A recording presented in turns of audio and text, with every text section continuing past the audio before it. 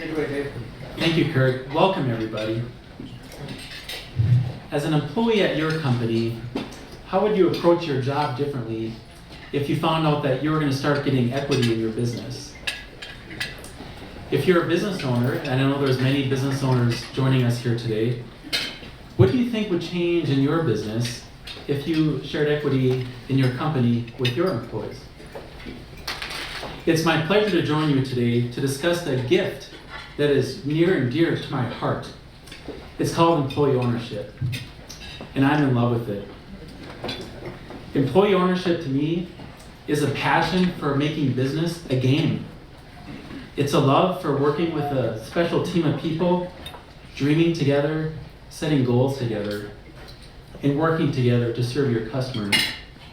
Employee ownership is fresh leadership that empowers people to realize their full potential, both professionally and personally. And yes, employee ownership, when done right, can be a heck of a lot of fun. Preference is a case study of a local family business that has evolved into an employee-owned company with big aspirations. We've had many successes to celebrate the last few years and decisions that have turned out well. We also have learned from some adversity and from mistakes. Our team of employee owners is a testament to the potential that can be realized when everybody in your boat owns a paddle. So the value I offer you today is insight and some real examples on what employee ownership has done to our company. We're going to touch just briefly on the history of the ESOPs, and there's been a request to touch briefly on the politics of ESOPs in our current political environment. We'll share just a very high-level overview of the journey our company's been on since becoming employee-owned and the benefits to our company, our employee owners, and our customers. So, let's get started.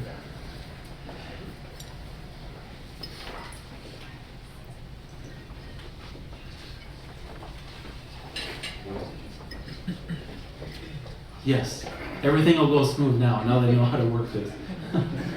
So, employee ownership in the United States. You know, there's some misperceptions out there perhaps on what ESOPs really are and aren't.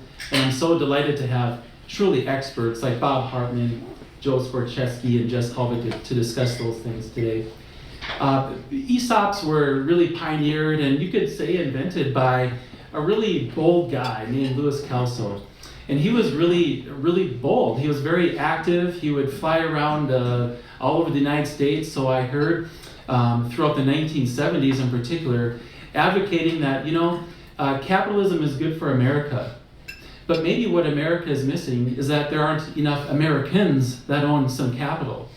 And so he really challenged some people. He was an economist, political activist, and an attorney.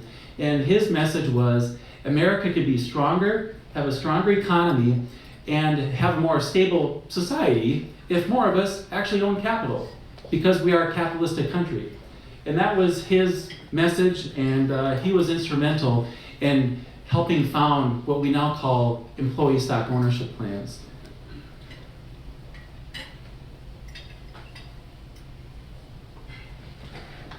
Yes, 2 for 2. So the politics of ESOPs, oh my gosh, lots of political things flying through the air, right? And the recent presidential election, and it seems to continue this year for various reasons. But we were asked to touch on this, and I'm happy to do so, and here's why. This is really refreshing because maybe ESOPs is one of the few things in our country right now that is truly bipartisan. It really is. There's a significant support, as you can see, from both the Republican and Democratic parties. And you know what? That's a good thing. The math on that works out to be about 60% of Republicans supported pro-ESOP legislation last year, and about 40% Democrat and Independent. So as we compare that to many other things going on in our country right now, that's pretty balanced, relatively. One thing I will mention, as I've learned about ESOPs the last 8 years about, To me, in my own take on it, is it's just a really good version of our free enterprise economy. And so far we've had one president in the White House that has gone above and beyond to support ESOPs. Does anyone know who that is? Ronald Reagan. Yes, good job. Ronald Reagan. Yep, he was outspoken about his support for employee ownership in our country and ESOPs.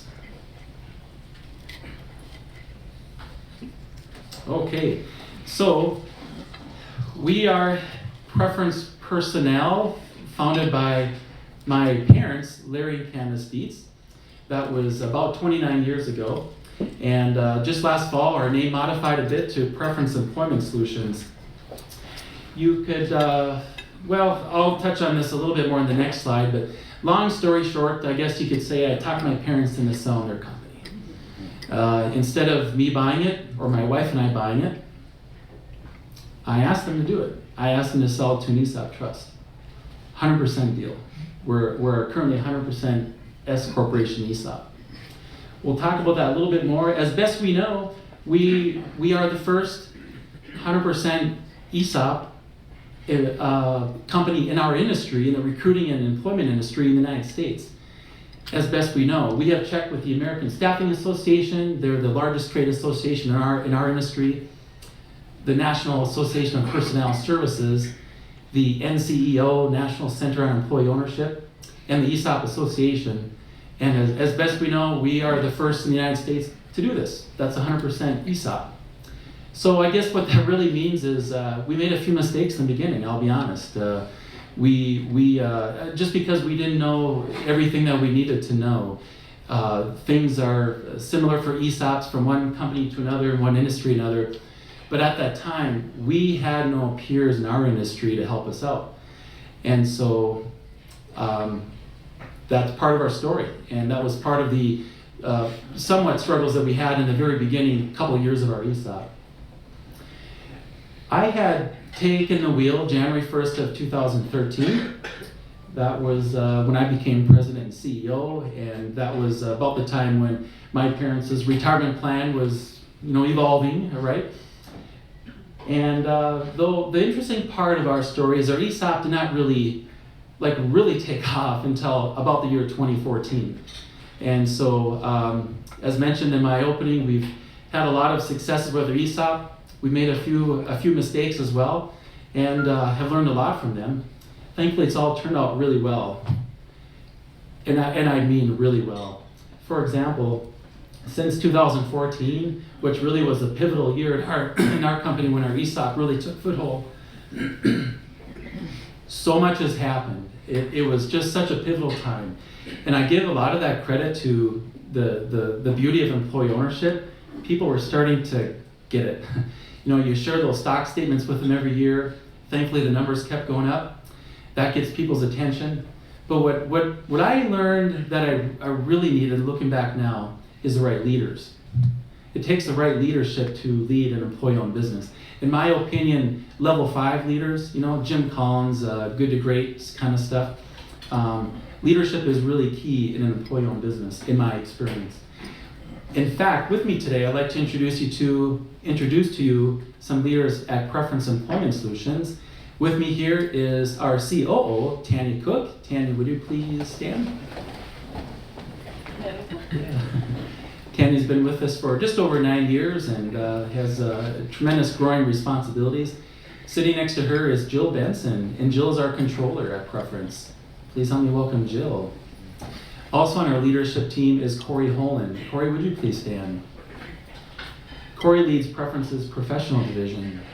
And so these are 3 people back in around that 2014 timeframe that really got it, and they stepped to the plate to help support me in creating that employee ownership culture. And so many really good things have happened since.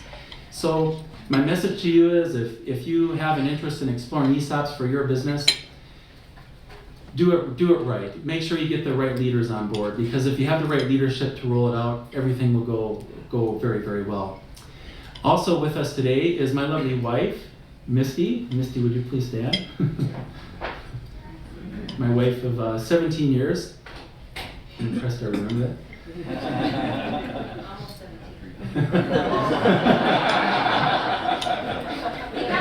That's why you get married. Better early than late. Let's see, flowers and dark chocolate. Flowers and dark chocolate. So Misty was very supportive of me when I helped transition our company from a family-owned business to an employee-owned business. Amazing amount of change that was happening during that transition and still is. And she was always there for me. Thank you. Love you. And also with us today are a couple of our employee owners. Todd Obing. Todd, would you please stand? Todd's been with us for nearly 18 years. And I remember him stopping my office, it was about a year ago or so, and he says, you know, David, this is a different company than it used to be. I remember that day so much, and I credit that to employee ownership. And also with us is Heather Ostrowski, our client relations manager. Please meet Heather. So to bring a company from some whatever ownership it had, whether it was family or otherwise, to employee owned, it takes having the right people to make that happen. And these are the people that help me. We have had many accomplishments that I give employee ownership credit to. The biggest one of all, and that's why I have it on the top of my list, is what we call self-responsibility. We're really big on being responsible for yourself. Not only your work performance, but your behavior at work. We're big on responsibility. Also, since becoming employee-owned, we've enjoyed our most profitable years. We've experienced 2 building remodels. We've placed a really big focus on capitalizing on people's strengths, and that's been a lot of fun. We've made great improvements to our operational efficiencies. We've beefed up our safety program, which has resulted in less employee injuries. We formed a marketing team, an employment law team, and a legal contracts team. We've increased the level of communication and transparency on what's going on, throughout the company with all of our employee owners. Now there's only 16 of us, soon to be 17, so we're a small business. Though we definitely learned that when you're employee owned, you wanna, it's in your best interest to let people know what's going on. We have a heck of a fun committee. And I mean a really good fun committee. In fact, if any of you need to throw a party, a company party for your company, you give me a call and I'll see if I can borrow you my fun committee, because they really know how to throw a really good party. And we like to have a good time at preference, so the offer is there. We've also identified and brought clarity to our purpose. After 28 years of business, we now have a purpose. And our purpose is to help people reach their full potential. And being in an employment company, we can do that, because we do that. And the type of people that are on our team, our employee owners, they're the kind of people that like to do that. So we love our purpose. We also know that if we live our purpose well, our client companies will benefit from that indirectly. And we even thank our community because of the uniqueness of our local workforce. We've greatly increased the level of trust in our organization. We've also learned a lot about how healthy teams function. Healthy, productive, and fun teams. Like how do you get that down well, the science of it?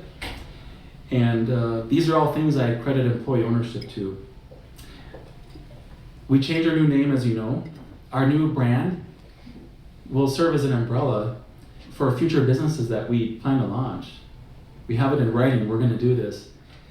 It's really an exciting time. Oh, and lastly, in the year 2014, we were named one of the best places to work for small businesses by Prairie Business Magazine, as well as 15 and 16. So why am I sharing these with you? It's because employee ownership made this happen. I kid you not.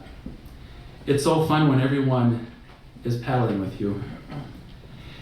So why I did it? Let's see how we're doing on time. Why did this happen? So there's a couple of things here. So I'm 43 now, and when I was in my early to mid 30s, I knew that I want to keep doing this because it was a family business, and I really like it, and I want to keep working the family business. And so I had, some thoughts of buying out my family, my parents. They founded the business. They took a tremendous amount of risk to start it, and they worked very hard. They worked very hard to build up the business. And so I'm thinking, how can I buy this from them? And the one of the challenges I had is I didn't have the money. And so I checked with my wife, and she didn't have the money either. So she's really smart and has a big heart, but I guess neither of us had the money. So while that was happening, it was about a 2 or 3 year decision-making process, no kidding. It was a long decision-making process. And I was learning about this thing called employee ownership and ESOPs. And the more I read about it and whatever I could grasp to read up on it, just fell in love with it. I just thought, man, this is really cool stuff. And it did turn out to be really cool. So, and then to add to that, I just thought, if I'm going to be with this organization long term, we're in this for the long haul. I felt like this company could reach its most potential and have the most success if everyone that's working with me in the business had an ownership stake. And I still believe that today. So we'll just kind of take a high level through this, and for the sake of time, company benefits. There's many. These are some highlights. It's a lot of fun to come to work. Not that it wasn't before, it's more fun now. And why is that? When you come to the office and everyone on your left and your right owns part of the company with you, it's a neat feeling for me. And I wanted everyone to have those same feelings.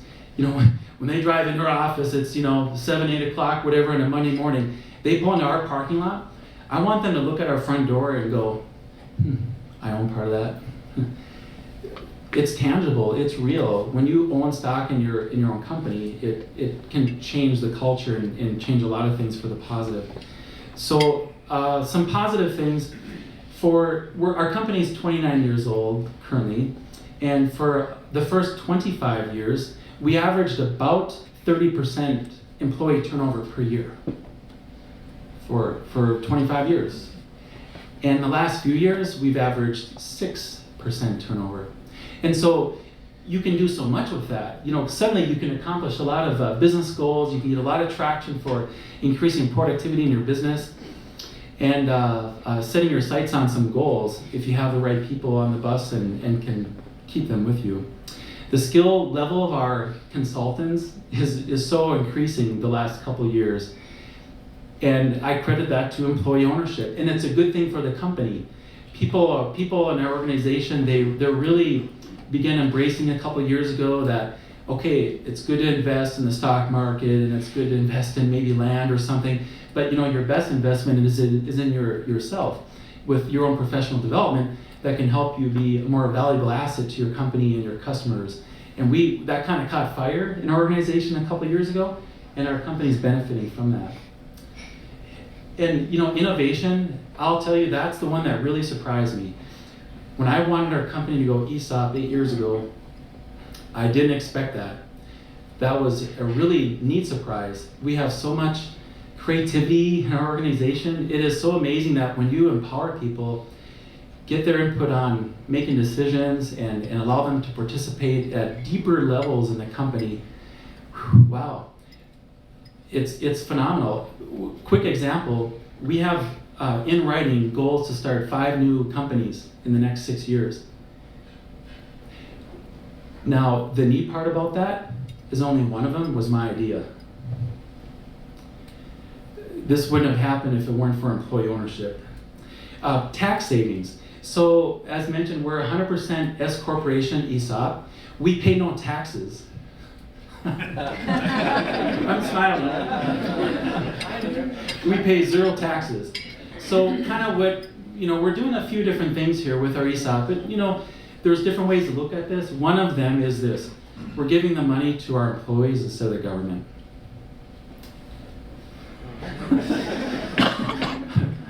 That's a lot of fun. Benefits to employee owners. Our employee owners receive a significant equity contribution each year. I remember 4 years ago, one of our employees, it was her first stock statement, and like every year when I handled stock statements, she broke down crying, a lot of tears, that day, and she just said, I had no idea, she goes, I've been here 1 year, and the money in my ESOP account is worth more than all the years I worked at my last employer's 401k. She was there 15 years. There's people in our organization that I know are considering retiring earlier. It's pretty cool. It makes me happy that we can provide a very significant benefit to our employees, and they recognize that this is a kind of a serious wealth building tool for their family to enjoy. But it's not just that. It's about being an employee owner, have that sense of responsibility. And a lot of what my job is today is to teach people how to think and act like an owner, and that's going well, mostly. We also have learned that instead of just training people on how to do a job, teach them your business more. Teach them like how the business really works and how we make a profit. So big difference, but that's another example of how employee ownership has evolved in our organization. And lastly, we're starting to see benefits for our customers. Part of it goes back to that wonderful talent that we have in our team and the great retention that we've had since becoming ESOP. Directly or indirectly, this is making a difference. It helps us understand our clients' businesses better. It helps us recruit and qualify employees with more skill in the respective niches that we work in. So lots of positive things with that. And Kurt, we have time? You got all the time in the world. Okay, well, so careful. So what I would suggest, we have some phenomenal people here in the room with us today that Kurt introduced earlier. Bob Hartman, Joe Skorcheski, Jess Halbeck. These people are so good at supporting our ESOP, and I know they have other clients in the Fargo-Moorhead area, some other ESOP companies.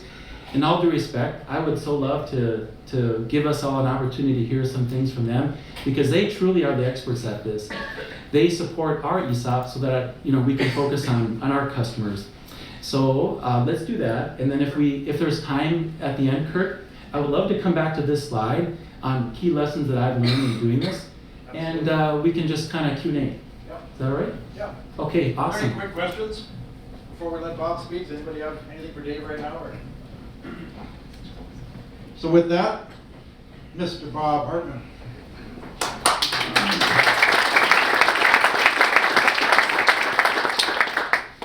Thank you, David.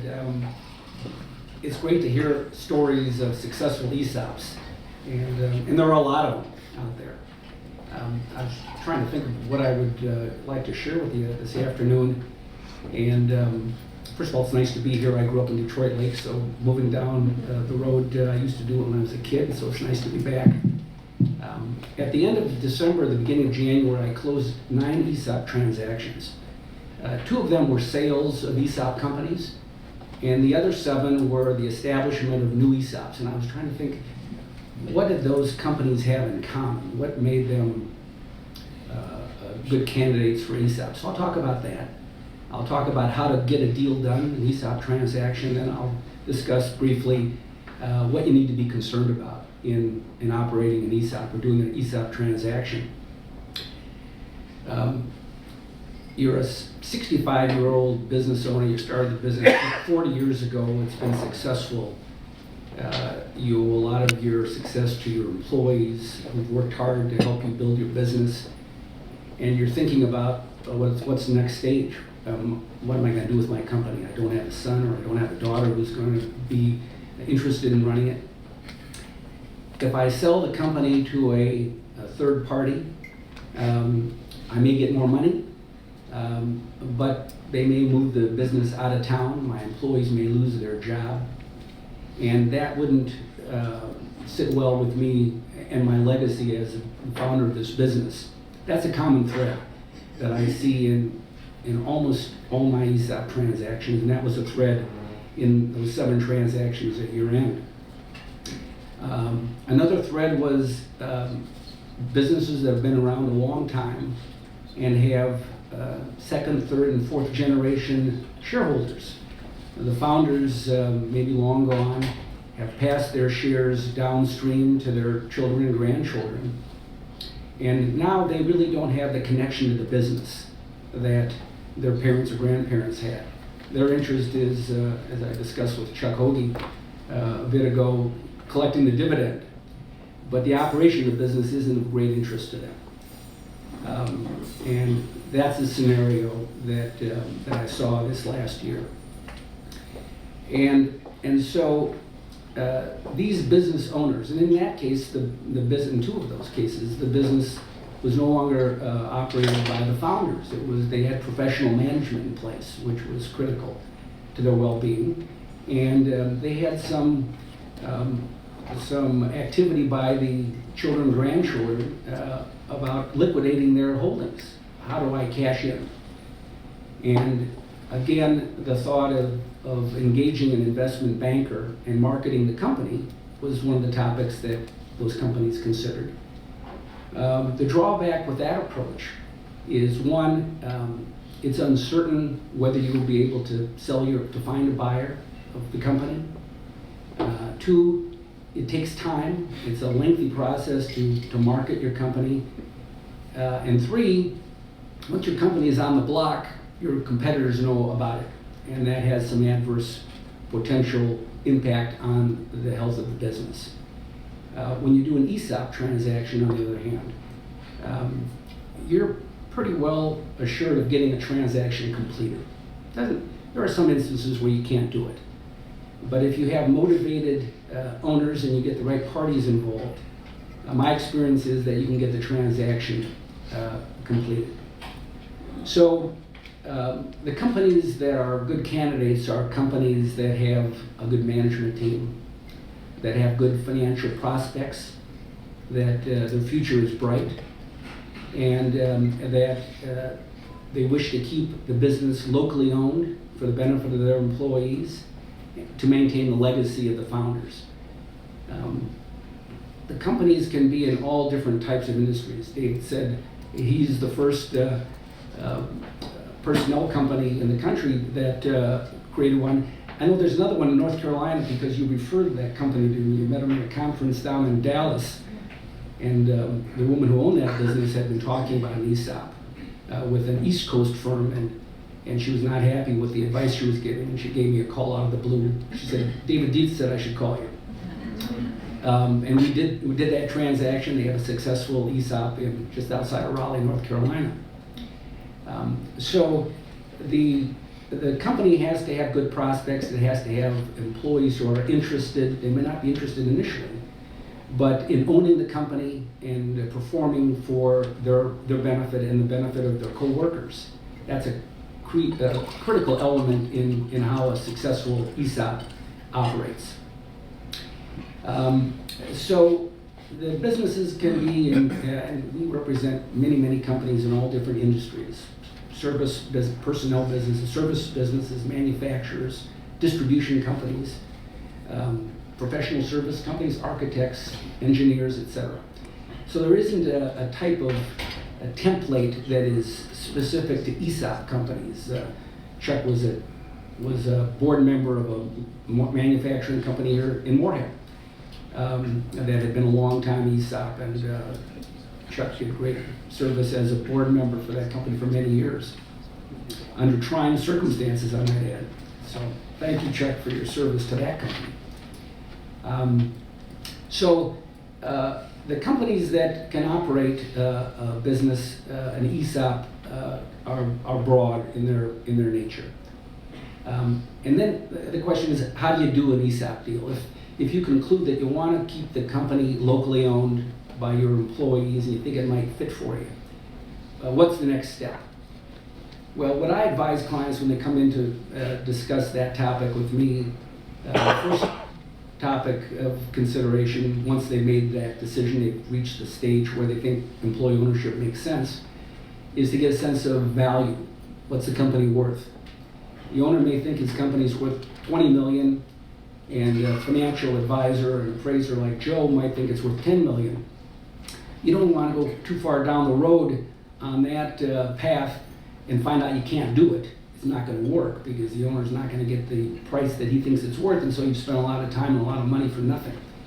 So to avoid that result, what I encourage my clients and prospects to do is first get a sense of value. Engage somebody like Joe or the company's accounting firm or somebody who's knowledgeable in business valuations to give you a preliminary valuation.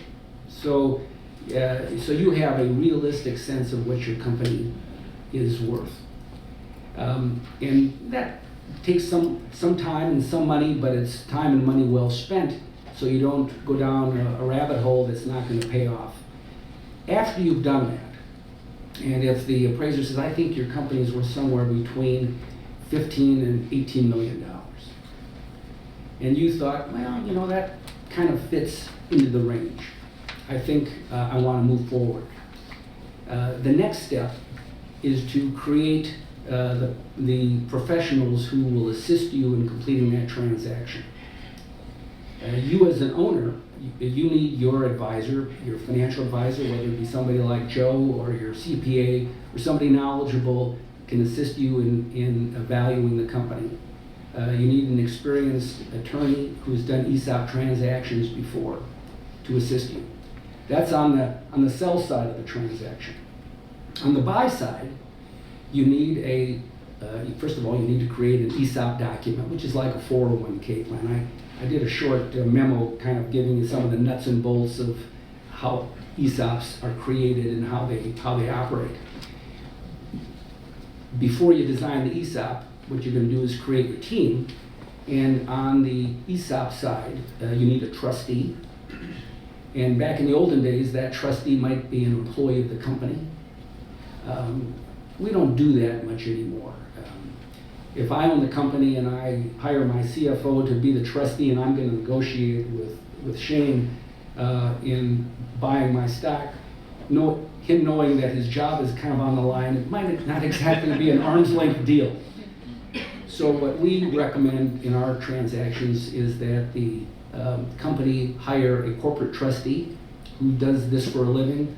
Jess at Bremer does that on behalf of Bremer. They act on behalf of the employees. They're independent, they're experienced, and this is what they do.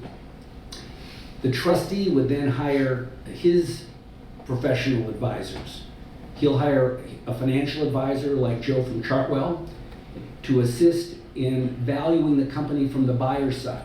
The owner's already used his CPA or his own financial advisor to get a sense of value. But the trustee is going to be buying the stock, and he's going to need experienced financial advice with respect to the fair market value of the shares that the ESOP will be purchasing. Under the law, the ESOP cannot pay more than fair market value. And in this transaction, the trustee will need an opinion from the financial advisor that one, the ESOP is not paying more than fair market value, and two, that the transaction as a whole is fair to the ESOP from a financial point of view. So that's the opinion that the trustee needs from his financial advisor. And the third party representing the trustee will be his own attorney. And that will be an attorney who's experienced, it should be somebody who's experienced in doing these transactions, who understands the fiduciary obligations that a trustee has in purchasing shares on behalf of a company's employees. And it's important that team, the trustee, his financial advisor, and attorney work in concert to achieve the appropriate result for the benefit of the employees. And once you have the teams in place, you create a bunch of documents, you negotiate the terms of the deal. It needs to be an arm's length negotiation between the parties. And there's substantial give and take. As you guys know, when you've done deals with me, there's a lot of give and take. And it's important that it be treated like any other business transaction between independent parties. But it's even at a higher standard because the trustee is not buying for his own account. It's not like a business owner is coming in to David and say, I want to buy your business, I'll pay you X. And he can pay whatever he wants because it's his own money and his own decision. When an ESOP trustee buys stock, he's acting in a fiduciary capacity on behalf of the employees, and that's the highest standard recognized at law. And so he's going to be subject to very, very careful scrutiny that he's done his job properly. And so after these negotiations go on, you create the documents, you enter into an agreement, and the transaction is completed. Oftentimes, the sellers will finance the transaction. They'll agree to take paper back from the company or from the ESOP to be paid over a period of years. Sometimes the owner wants to stay in the business for a period of time, easing out rather than getting out completely. And I know that when I'm representing trustees in this transaction, and we have competent management and a competent owner, we like that. There's continuity in the business owner sticking around and not only protecting his investment because he's owed money, but protecting the client contacts, the customer relations, his employees. And so we always view that as a positive, and we encourage owners to stick around. We enter into employment agreements with them, and we want to make sure that they're comfortable and that the trustee's comfortable in that ongoing relationship. And so that structurally is how a transaction is completed. What do you got to be concerned about? Again, these transactions are subject to careful scrutiny by the United States Department of Labor, which is charged with monitoring the fairness of transactions of this nature and making certain they comply with ERISA, which is the federal pension law. And right now we have a fairly aggressive Department of Labor looking at ESOP transactions. And inevitably the challenge that they make is that the ESOP paid too much for the stock of the company and did not do its due diligence properly. And that the net effect being that the employees overpaid for the stock. That I get advance sheets of ESOP cases filed once every couple of weeks where the Department of Labor has filed a suit challenging a transaction.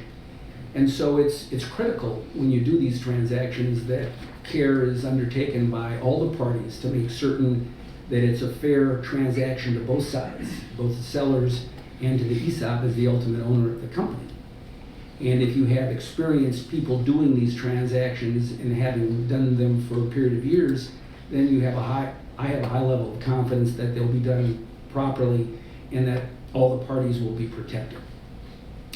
So, those are my comments. We can answer questions, we can pass this on to Jill. Tell me your pleasure, Kurt. My pleasure. We are short on time. Anybody have questions for Bob? Mike? I have one. Do you have, as far as statistics on a percentage basis, how many fail versus succeed after a given length of time? Yeah, I don't have those statistics. I've been doing this for about 40 years, and I've been involved in hundreds of ESOP transactions. I've had 2 fail. One was a bank ESOP in North Dakota during the difficult time period where rural banks had difficulty. That bank failed. It was taken over by the FDIC. And another company ran into very, very difficult economic times and had to close its doors.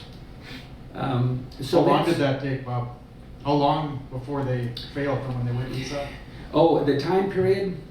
I inherited that one, Kurt. I didn't set that one. Of course. So I can't tell you when it started. I can tell you when it ended. And it wasn't fun. It wasn't a good result. You had employees who were relying on those funds for retirement purposes, and they weren't there. But I don't know specific data on failed companies. But my own experience in doing transactions, that's a very rare instance.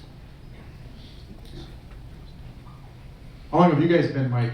That's Mike Bannock, Western Bank, West Fargo. Hey, Mike. 13, 15 years, Yeah. been very successful. We just happen to be a bank. Well, Mike, you also happen to be my client. I deal with your northern office, western office, but you've been a good client of my firm for years. And you're a good bank, by the way. Great There you go. Anyone else? Yeah. Todd? Just a quick question, so where does the money come from? Where's I mean, Yep. they take a cut of pay and then where does the cash come from? Good question.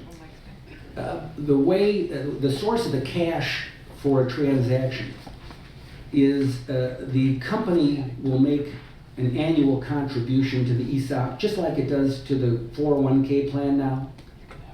And that money will be typically used to pay off debt.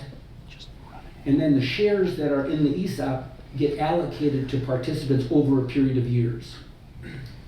So, and the source of funds to the participants, and you continue that process for a period of years, and the employees who are there and who are active will get shares allocated to their ESOP account. They're not taxed until they leave the company. And at that time, their shares are purchased back from them by the company, and they're paid the fair market value of the shares. But it operates much like a profit sharing plan, like a 401k plan, but instead of cash, it's company stock that is principally the investment.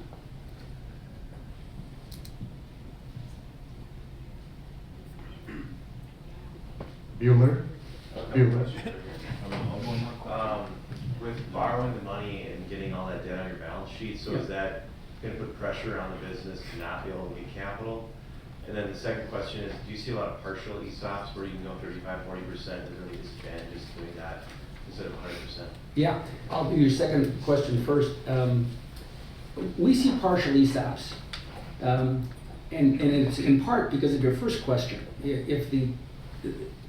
I'm pretty conservative with structuring these transactions. The last thing we want is a company that has to service debt well beyond its financial needs. And so that's the kind of analysis that you do, the trustee and the financial advisor and the attorney will be doing on the front end to make sure that this company can cash flow comfortably. And if we conclude that at 100% we're going to have a problem, then it will ratchet it down to 30% or some lower percent. We like 100% ESOP transactions for the reason David described. If you're a 100% ESOP company and other stars align, you can become an S corporation, which means you don't pay any taxes. And if you have debt on the books and you need to service it, the fact that you're not paying taxes gives you a 40% kicker in the ability to service your debt. So your two questions kind of go hand in glove. Careful front-end analysis as to the company's ability to cash flow is going to decide whether it's going to be 100% ESOP or something less. So you can't be S Corp status if you're not 100%? You can be, but you have some inefficiencies there. If you're a 30% S corporation ESOP, and I'm a 70% shareholder, that means, and we're successful, I have to take enough income to pay my taxes every year. And you have to do the same thing to the ESOP. And so you have a fair amount of financial slippage. You may be making greater contributions to the ESOP than a fair retirement benefit warrants. So we do it, we have it. It's not the most efficient technique, and I think we generally, if we can do it, we like to go 0 to 100 if it works. The transactions that I mentioned that I did at year end, one was a second stage, it was an existing ESOP. And the other 6 went 0 to 100.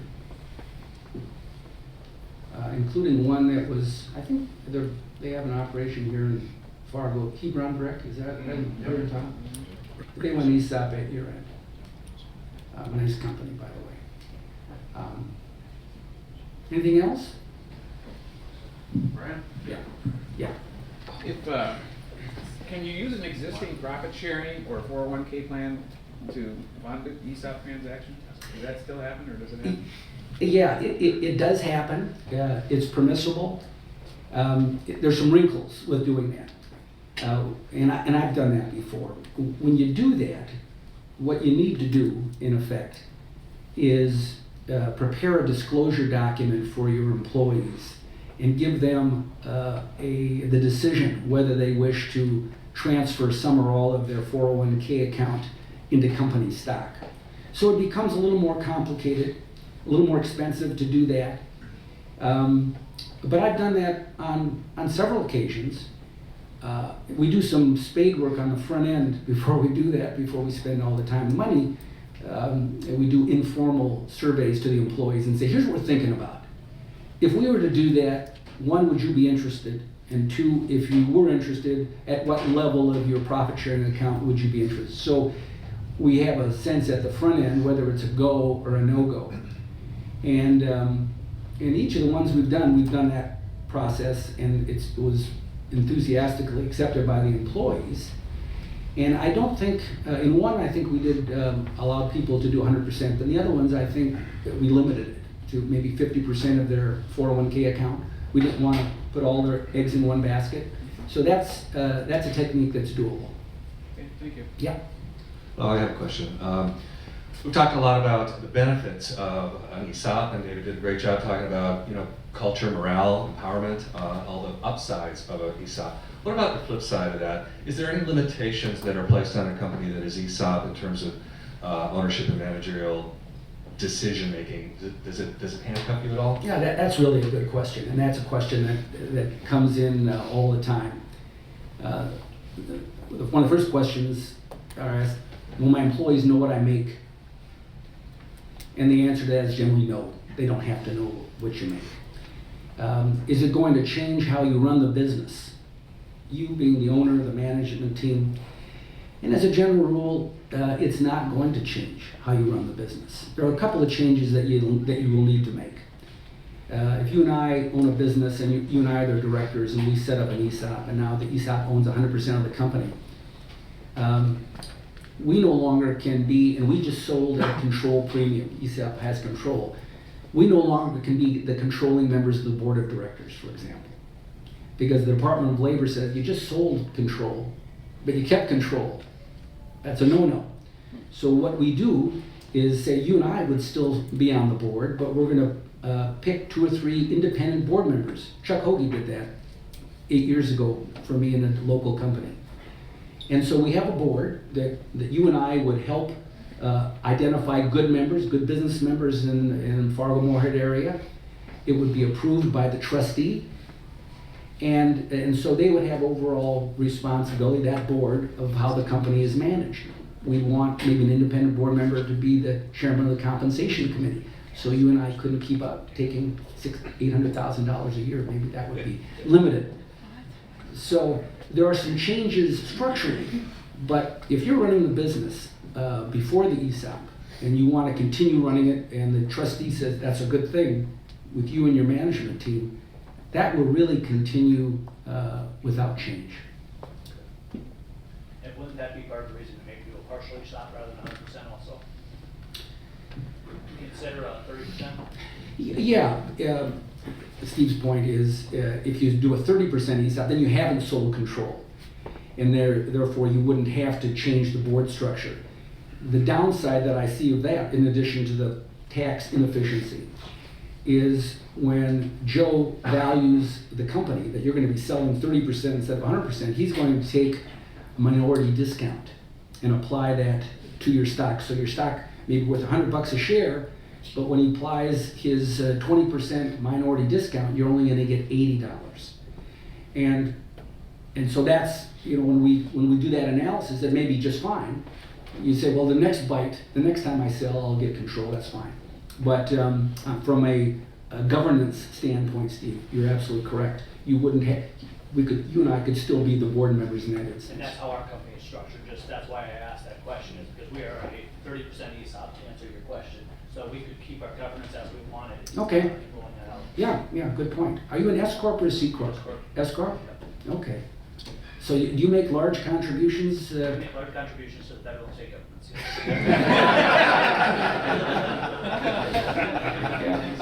Yes. Good question. If there's nothing else, we'll be sticking around afterwards if you'd like to ask additional questions, but maybe it's time to hear from Joe Skorcheski talking about the valuation process. Is it Joe now, or is it? Okay, thanks.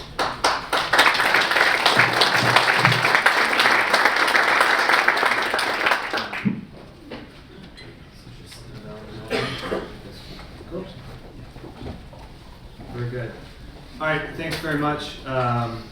Before I kind of get rolling, and not to, believe it or not, I was going to bring this up, not to defend Steve's ownership structure, but I'm actually one of the few folks, even at Chartwell, that tend to like partial ESOPs, S-Corp ESOPs. I think that they can work pretty well. There is some, leakage, and I'll give you kind of an example, right? If a company makes $10 million a year, let's say, we're going to have to make a $5 million distribution, S-Corp distribution, so that we can have our shareholders pay taxes. If the ESOP owns 25% of the stock, they get their share of that, but that is tax-free. And so those funds can be either used to pay off the purchase obligation, the question earlier, where's the money come from? Now, on the ESOP, I'm getting contributions from the company, and I'm getting these S-Corp distributions, so it makes the ongoing ESOP work a little bit better.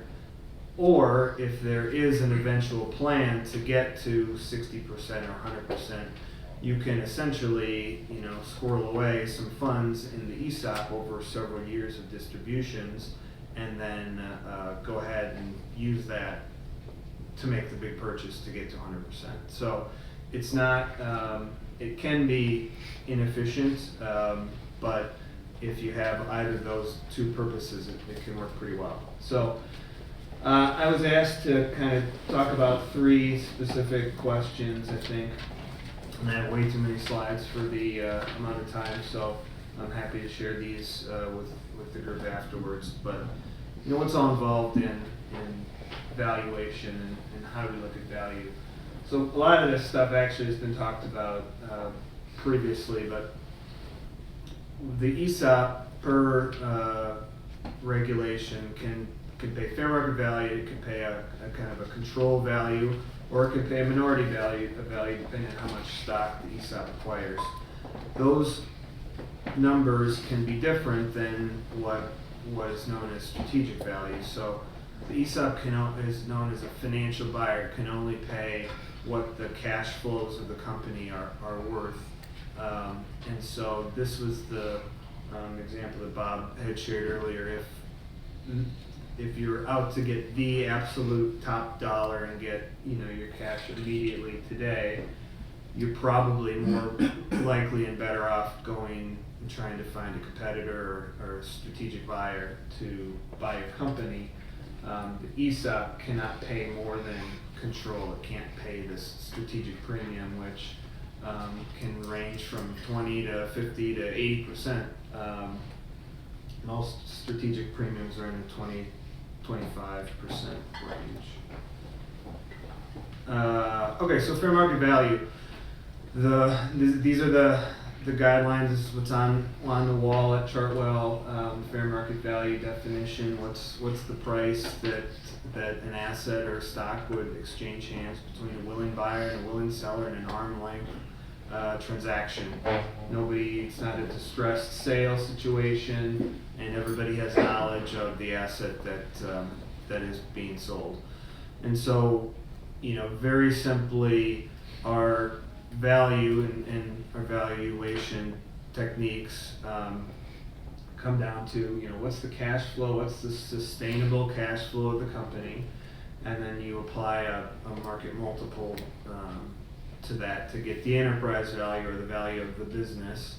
So I'm a company, I make $1 million a year. I would apply a 5 multiple to that, so the value of my company is $5 million. And then when we go to value the stock, then we look, well, what's on the balance sheet? So maybe I've been around for 40, 50 years, I own a building, I've got a couple $1 million of cash. and I have no debt, so my equity is $8 million, or maybe I just bought out the business, or made some big investments. Maybe I have $3 million of debt on the books, and so the equity of your company is $2 million in that example. I'm going to skip through these next couple slides, talking about value. You know, it is infinitely more complicated, right, than what I just illustrated. But that's kind of the back of the napkin idea. You know, what's the sustainable cash flow of a company that can be really difficult? Are the cash flows all over the place? Are you in big growth mode? You know, how many adjustments are there to the cash flow? And then the multiples usually based on your size and the risk of the firm. So what process do we take when we're engaged by a trustee to go through and value the shares of an ESOP company? We'll ask for a bunch of due diligence information, so financial information, corporate documents, operational matters, strategic plans, you know, employee information, legal, regulatory documents. And we'll come in and take all of that data, 5 years of history, hopefully some sort of a forward-looking forecast. We will come out and do a management interview and company visit alongside the trustee to get to understand your business. You know, we're never going to know it as well as you do, but we are essentially, you know, you are selling your business in this process, and so the due diligence process takes, you know, some time to get to know the company. And this is where we want to hear the story behind the numbers. So explanations of why the company has been succeeding, or explanations that, gee, we thought we were going to make $2 million, we made $1.8 million. You know, explain the difference between the gap. And we'll come out, you know, what's your competitive landscape like? What's your sales team? What's the depth? We want to spend a lot of time understanding the organization chart, the structure, all of that to help us get comfortable with this cash flow stream and what the ESOP is buying. We take that, we go back to our office. We also do some industry and economic and market research. You know, company, you might have a really good company that's participating or selling into the ag business right now, right? That has an impact on your business. You could be the best company in the world at selling typewriters, but if nobody's buying typewriters anymore, that affects the value of your company, right? Then we'll go out and determine value since we've been talking about a transaction. You know, we would, on behalf of the trustees, sort of negotiate with the selling shareholders to arrive at a price in terms. So there are three valuation approaches that are commonly used, and I'll spend most of my time talking about the first one. Under the income approach, there's something known as the discounted cash flow analysis, where we take a look at the future 5-year, let's say, outlook for the company's revenue and profitability, and we apply a discount rate to those cash flows to get them back to present value. The advantage of this method is it's forward-looking, and that's really important in valuation because it's nice what the company has done in the past, but if I'm buying stock, if I'm buying preference today, I don't get the past, I get the future cash flows. And so that analysis is really important, and in that way we're sort of risk assessing the business. What's the likelihood that this company can achieve this forecast that was put forth? You know, the disadvantage, right, nobody's got a crystal ball, and we understand that markets change and businesses change, but this is probably the preferred and most utilized valuation methodology. It's how private equity firms, when they go in to buy businesses, that's the analysis that they do. And then depending on your industry, we might do some market approaches where we look at publicly traded companies. So we've got some logos at the end here of ESOP companies. So for example, Coburn's, we look at other publicly traded grocery stores, and we can see on a daily basis what they're trading at as a revenue multiple or an EBITDA multiple, and that gives us a sense for what the value of Coburn's could be. Obviously, that method is really positive in that case. We do the same method for David at Preference, comparing Preference to Manpower. A little bit of a disconnect in terms of business size and risk and opportunities. So the method works in certain cases and isn't the best in other cases. Similarly, there's a merger and acquisition method where if we can identify, this company in North Carolina sold for 6 times profit or 1 times revenue and is really like our company, that would be a good indication of value for our company that we're valuing. So another topic that we're asked to bring up is, what are your ownership transition options? And obviously ESOP is why we're here to speak today, but it really is quite simple, right? We either, if we own a business, we can either transition it externally by selling the company to a private equity firm or a competitor. Going public is something that is only reserved for the really large companies generally. We can merge and partner up with another company. Or we can transition the business internally. We can gift it to our family. We can sell it outright to management, the next group of leadership in an MBO or management buyout scenario. Or we can establish an ESOP and transition the business internally that way. The other option that's not up here is you can die and let your estate deal with the business as well. But not a lot of people choose that option.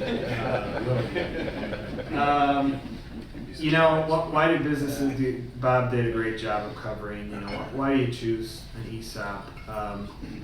The most common takeaways for us on this slide is it does provide a little bit more certainty in actually closing a transaction. Hired an investment banker. We have a group of individuals at our firm that do that as well, and they'll tell you, the likelihood of closing a transaction is significantly less than in an ESOP transaction. The governance, in certain cases, things have to adjust a little bit. Adding some independent board members is usually a good idea, but at the same time, we're not making wholesale changes. We don't have a new boss in India that we have to report to. And really, it's about perpetuating the business and leaving the legacy. How do we create a sustainable company that can continue to transition ownership and perpetuate itself out for the next 10, 20, 40 years? There's some cultural advantages that David spent a good amount of time talking about, and then there are tax benefits. It is the more efficient way to transition ownership because of the tax benefits. It allows for the debt to be paid down a little bit faster, and if you're a C corp, it has some. There's a specific transaction called a 1042 transaction where if you're a C corp and you sell 30% of your stock to an ESOP, you can actually defer the capital gains on that transaction into the future. And so there are advantages for the company, and there are some advantages for the seller as well.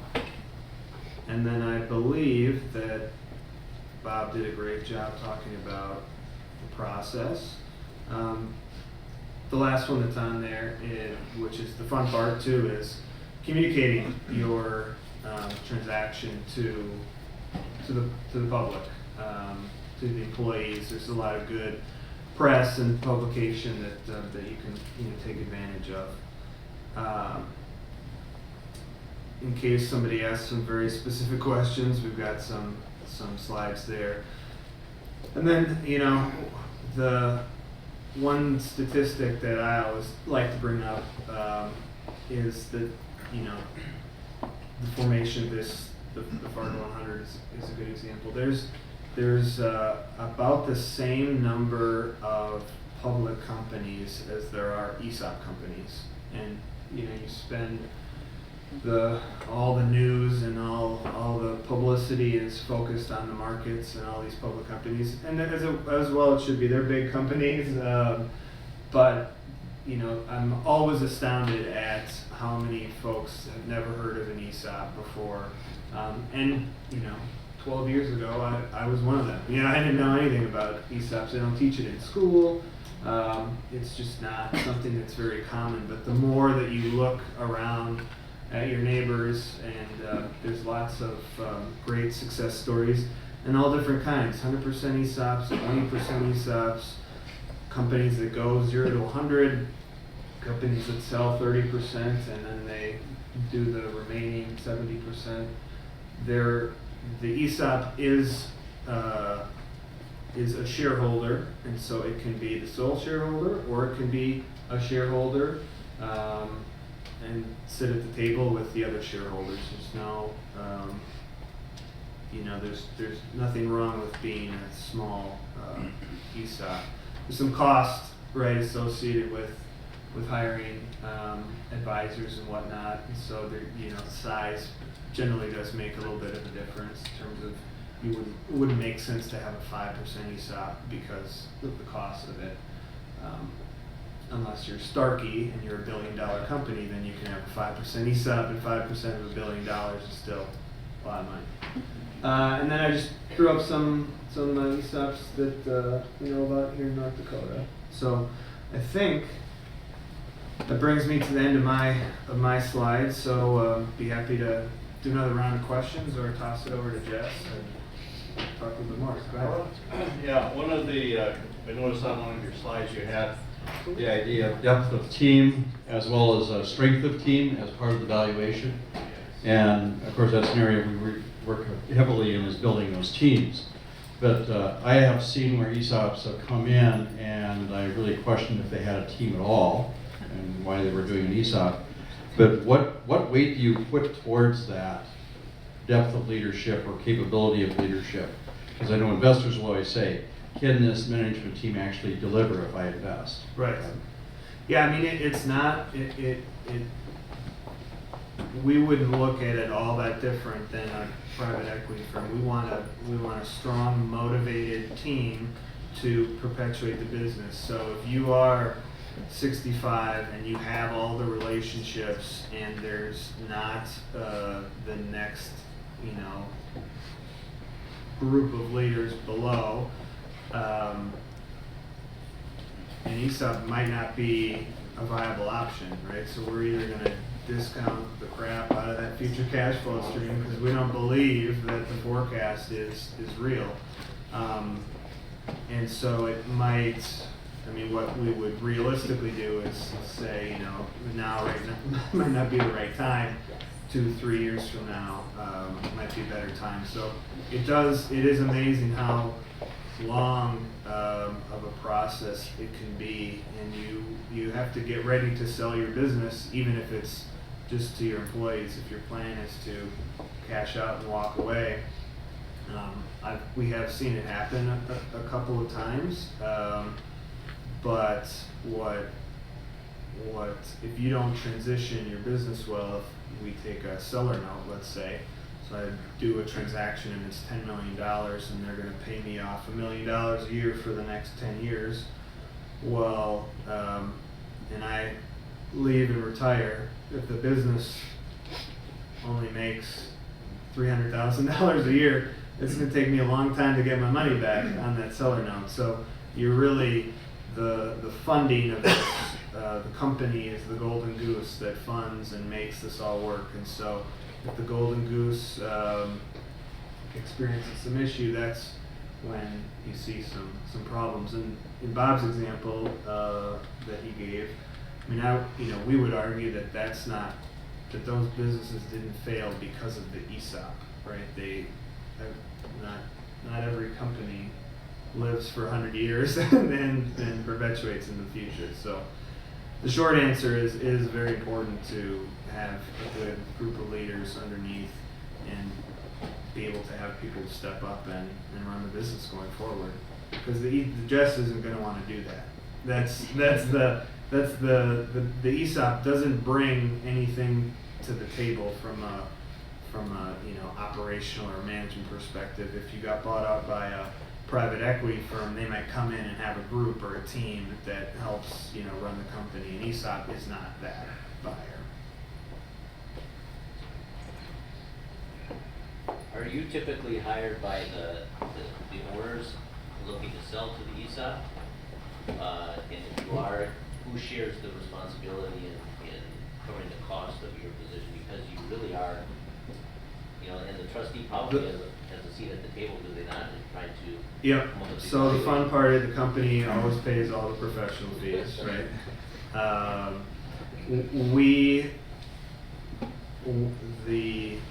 We work on both sides. Similarly to Bob, there many times in substantial deals, there's a financial advisor that works on behalf of the company and the selling shareholders, and there's a structure fee arrangement for that.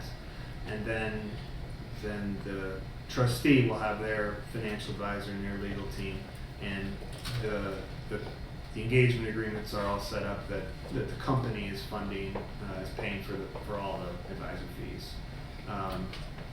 We write in our agreements, and so would Bremer when we're working for the trust, is that our analysis is not contingent upon to remain independent. Our fee isn't contingent upon, well, we'll only pay you if you tell me it's worth $18 million. We remain an independent party, but at the end of the day, the costs of doing a transaction obviously are borne by the company, as well as the ongoing, we didn't really spend a whole lot of time talking about ongoing fees, but once an ESOP is in place, there's sporadic legal fees. Every once in a while, if you change anything on your plan document, there's an annual valuation that needs to be done, and you can choose to either keep your external trustee, or you can actually transition to an internal trustee and have some employees of the company actually be the trustees on an ongoing basis. Other fees am I forgetting on those are the main ones. Oh, and administration, right? Administration of the plan, just like if you have a 401k administrator.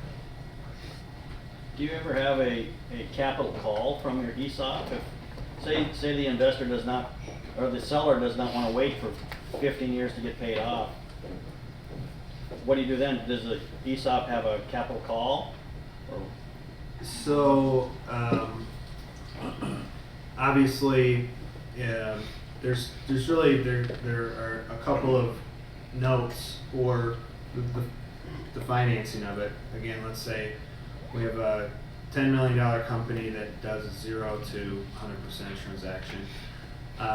You might go out and get $4 million from a bank, and they'll loan you that money, and then the seller note would take would be $6 million, and depending on the initial transaction, you would set that up over, those terms need to be market terms. So that's part of the negotiating of the transaction. So it could be a 5-year note or a 7-year note or a 10-year note, and you now, instead of being a stockholder, are a debt holder in that company, and that plays out the same way based on how it's initially set up. There's another note between the ESOP and the company that is over a much longer period of time to release shares, usually 15, 20, 25, 30 years. We've seen those notes. And so those are two separate notes. And so, not sure if that helped answer the question, but as when you hold that seller note, you're usually subordinated to the bank. Is usually a requirement of that, and you have all the rights to that you would loaning money to this company, but I don't think that you can accelerate or say I'm not going to wait that 7 years. I want it all now. That's not your right, right? As only upon default, right?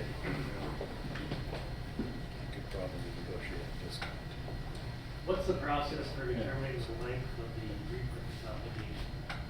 So that internal loan, yep. So this is kind of a cool, unique part that's the ESOP community has gotten a lot smarter on over the last 5, 10, 15 years. We're really looking at what's the benefit level that would be delivered to our employee owners. So, and there's no right or wrong to that. Do you want to deliver a 5% benefit, or an 8% benefit, or an 18% benefit?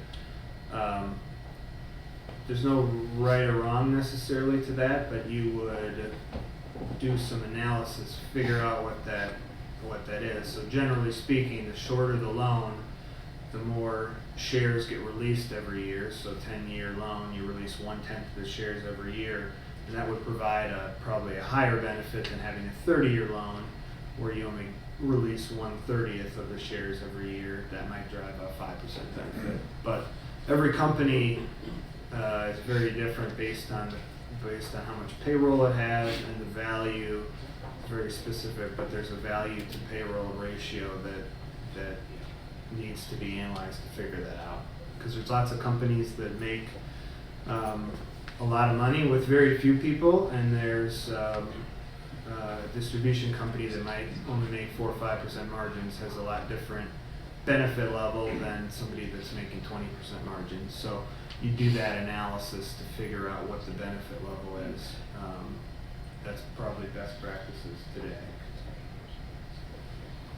Good. Well, I'll give Jess a few minutes here to talk, and yeah, there you go.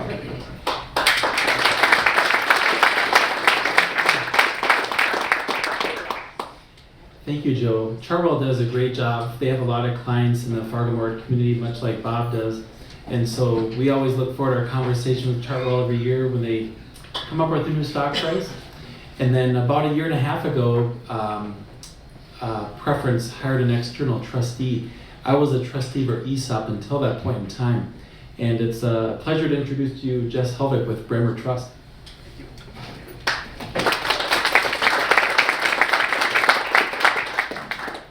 Did anyone recognize on Joe's list of clients, one of them was a brewery? Anyone recognize that? I wonder how that due diligence session goes. It's pretty in-depth, I'm sure. Sitting back, kind of sandwiched in between some great speakers. Mr. Shields coming up, so I'll keep it short.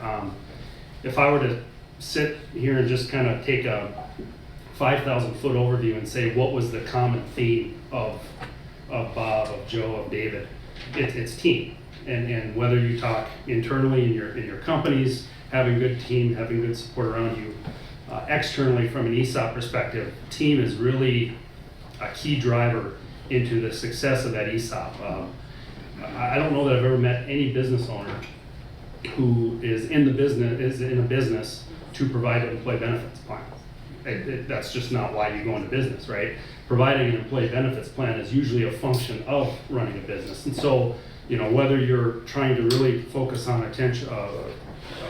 retention and attraction of new employees, whether you're looking for it to provide a ready market, as kind of Joe mentioned before, ESOPs can really have a nice benefit to that. And so Kurt was very diplomatic in saying I've got 2 minutes to talk, and so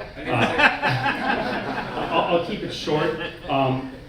I think both Bob and Joe did a great job of approaching ESOPs from the transaction standpoint, the initial startup of it, which is key. A lot of you are maybe in the room today to hear about that.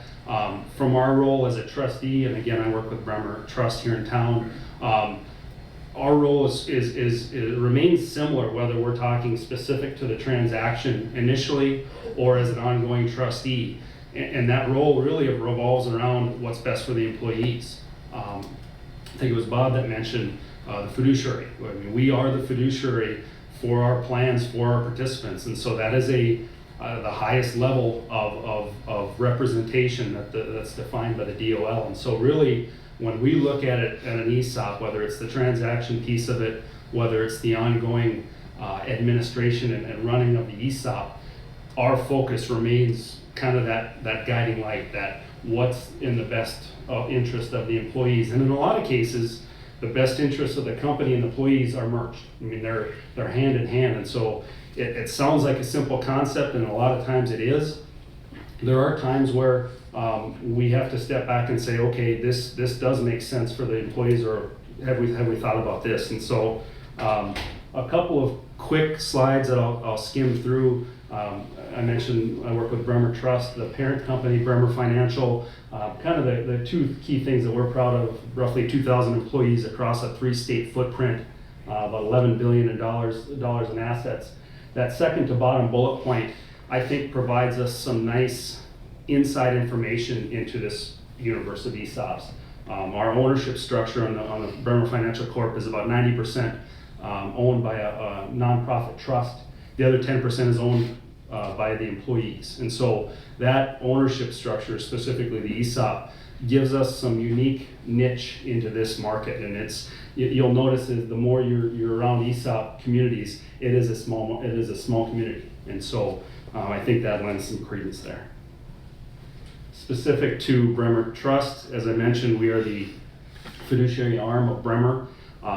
I think one nice takeaway on this slide is just the sense that of the $4.5 million in assets as of the end of the year, about half of it is in retirement plans, specific to qualified 401ks, 403bs, pensions, and ESOPs. So it is a big function of what we do.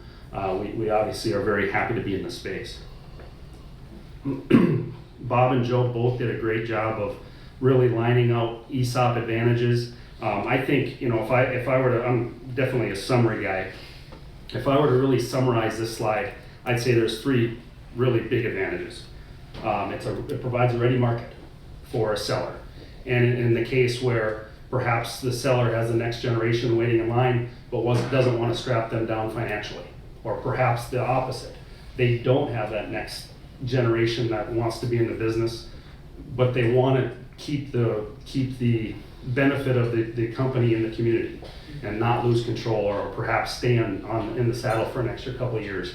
All of those things from the ownership or the seller side are key attractive points, I think. The tax benefits, Joe mentioned those.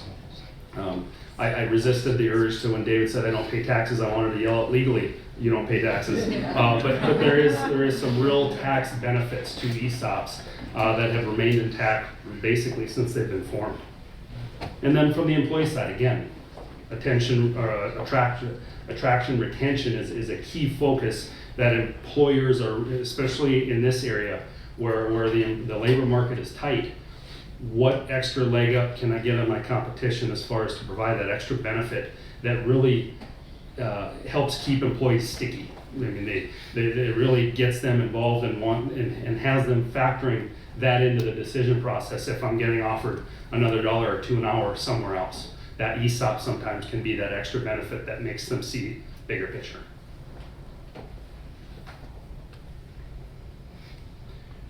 Again, kind of back to my initial comment, ESOP is all about team.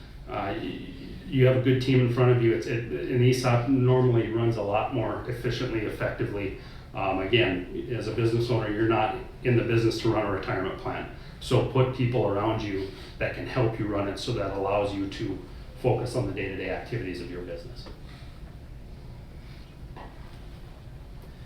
From a trustee's perspective, again, what's nice for us is whether we're talking initial transaction or whether we're talking ongoing administration, a lot of this stuff applies for both.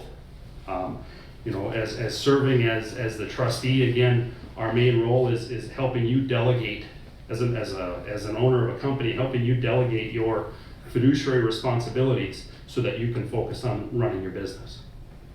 Obviously, the custody part just goes lockstep with being a fiduciary of the assets. Joe mentioned a little bit about the ESOP loan repayment and share release. Sometimes that's a tough concept as far as thinking about, if I have a loan externally, what happened was on the transaction, we had to borrow money somewhere, whether it was from the seller or from a bank to start this thing. But internally, kind of to that point, how are we going to structure the release of that share to structure that benefit? Because obviously, depending on what industry you fall under, different industries tend to have different benefit levels, and what you're trying to provide is really a key concept into looking at that study. From a participant standpoint, being we are the voice of the participant and in charge with that, I think a big function for ESOPs is they're not real common. It's not like a 401k that every company in the block has a 401k. Excuse me, ESOPs are pretty specific, and so a lot of times in our view, the more the employees understand about that benefit, the more they appreciate it. And the more they appreciate it, the more they tend to have some loyalty to the company. And so that's kind of a hand-in-hand, step-in-step process. And then again, like I mentioned, from the plan administration services side, that's there's more tests and more non-compliant or compliance tests to run than you want to talk about. Every number in the book is listed on the DOL website. So again, leave it to the professionals.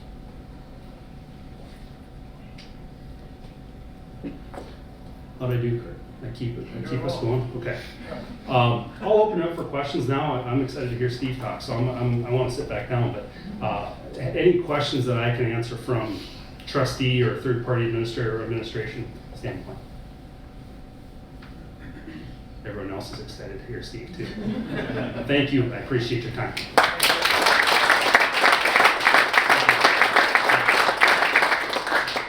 I'll just add, we didn't know at Preference until about 1.5 years ago that you can have one ESOP support partner that will serve all three of those functions: trustee, participant administrator, and your plan administrator. It's a sweet deal. It runs really smooth. So thanks for all you do for us, Jess. President of my favorite toy store in the world. Please help me welcome Steve Shield.